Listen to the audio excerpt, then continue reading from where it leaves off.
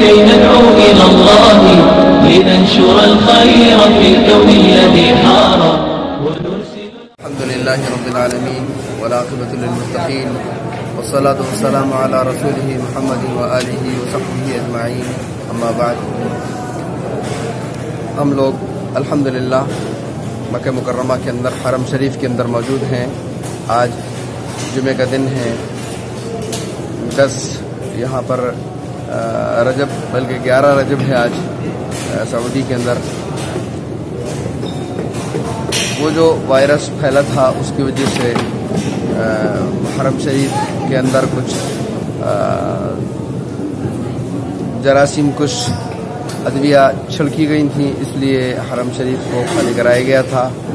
مطاف اور حرم کا حصہ خالی کرا لیا گیا تھا، لیکن پھر آج فجر کی نماز کے لیے پھر حرم شریف کھول دیا گیا.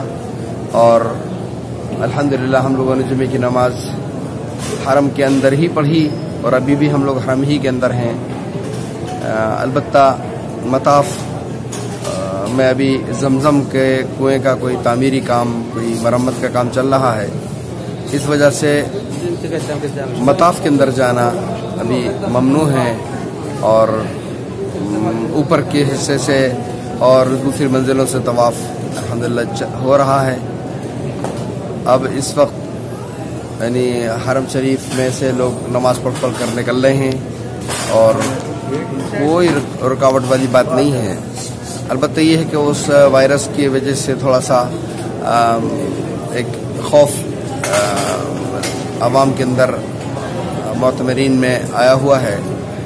اس کی وجہ سے حکومت بھی سوچتی ہے کہ ایسا نہ ہو کہ یہاں کوئی بات کسی کے ساتھ ہو جائے. وہ جو جراثیم، کچھ دوائیں چھڑکی گئی ہیں، ایسا نہ ہو کہ حاجیوں کو اس سے کوئی برا اثر پہنچے. اس لیے حاجیوں کو وہاں روک دیا گیا تھا جانے سے. اب الحمدللہ کھول دیا گیا ہے. صرف مطاف کے اندر لوگ نہیں جا پا رہے ہیں تعمیری کام کی وجہ سے، باقی سب ٹھیک ہے. اور اس وقت ہم لوگ جمعے کی نماز کے بعد اب انشاءاللہ مدینہ منورہ کے لیے روانہ ہو رہے ہیں. چونکہ وہ وائرس پورے میں پھیلا ہے، اس کی وجہ سے تفتیش زیادہ ہو رہی ہے، اور گھنٹوں تفتیش کے بعد لوگ وہاں پر پہنچ پا رہے ہیں. دوسری جگہوں سے جو لوگ نماز پڑھنے کے لیے جمعے کے یہاں آتے ہیں، ان کو بھی روک دیا گیا ہے کہ وہ اپنی جگہ پر ہی جمعہ پڑھیں. ابھی ایک ٹیلیفون آیا تھا کہ مدینہ منورہ سے کچھ لوگ احرام باندھ کر آ رہے تھے، تو ان کو چیک پوسٹ پر، احرام انہوں نے باندھ لیا تھا، چیک پوسٹ پر ان کو روک دیا گیا اور مکہ مکرمہ نہیں آنے دیا گیا ان کو. لیکن مدینہ منورہ جانے سے بظاہر کوئی رکاوٹ نہیں ہے.